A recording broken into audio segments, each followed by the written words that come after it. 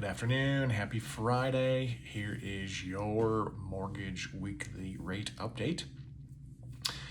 Today, the markets are closed for the Juneteenth holiday. The Mortgage News Daily 30-year fixed average as of yesterday, Thursday, was 6.58% APR. That is exactly the same amount or the same interest rate that was last Friday, 6.58% APR.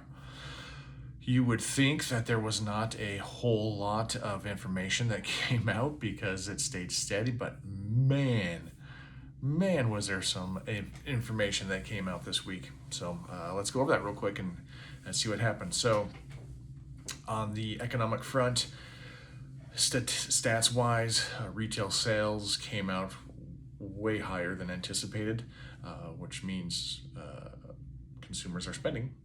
And when consumers spend, inflation starts creeping. And so that is not a good thing for bonds. We also had the Fed decision on the interest rate, and they kept those steady. The Fed funds rate is at 3.75. I know there's a range that they put there, but that's what's being reported. So big information that comes out of those meetings, of course, is not so much what they're doing with the interest rate. The market's anticipated. It all has to do with the notes that come out. And we also had the first decision by the new Fed Chair Waller.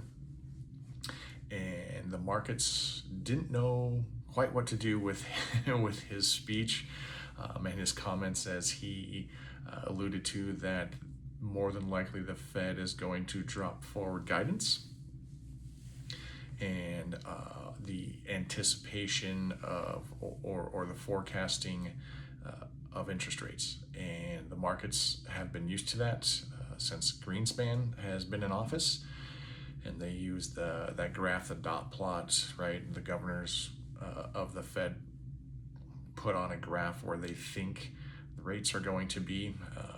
This year they did 2020, end of 26, where they thought the end of 27. Yes, is that right? 27? I don't think they did 28. They did halfway through 27 and the end of 27, so they didn't go out to 28. So anyway, the idea of that forecasting is going to more than likely go away, as the new Fed chair doesn't think that forecasting does any help to the markets. So there's a knee-jerk reaction on that information, and rates did go up. However, we still have the Iran conflict going on, and there was a memorandum of understanding that was signed by the president, and so the markets like that. And so again, we have knee-jerk reactions about whatever anybody says now about the economy, because that's coming in more focus with a possible ending of the conflict.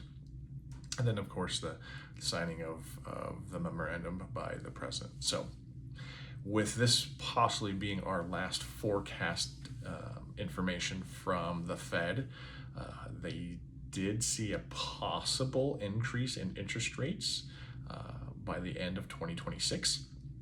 Again, this is not a surprise. As I've been mentioning, there is increase in inflation, and like I said, retail sales, everything's pointing towards that inflation is coming back faster than that they would like at the Fed, and so they may increase by 1/4 point. However, the rest of the forecast did show the governors anticipating that there would be a decrease in interest rates by the end of 27. So do with that what you will. Again, forecasts are just a guess. There's no proof, of course, that they're going to happen, but just gotta beware. It's always interesting to see what people think where rates are going to be. So that's all I got for you today. Hopefully you have a great weekend. For those of you that have a long 3-day weekend, great.